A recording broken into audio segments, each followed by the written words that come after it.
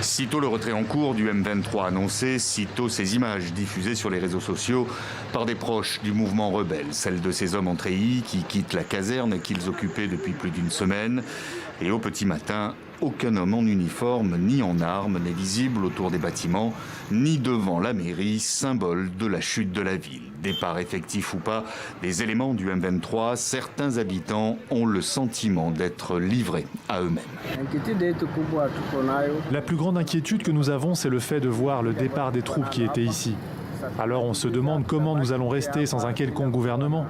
C'est ça la grande peur, être obligé de rester sans aucune autorité dans la ville.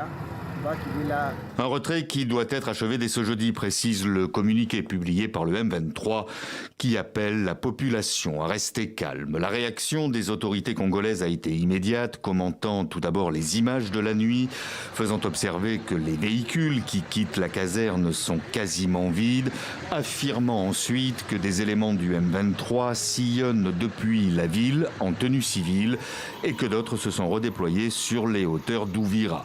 Pour en venir à cette conclusion, tout cela n'est que manipulation dans le seul et unique but de réduire la pression internationale.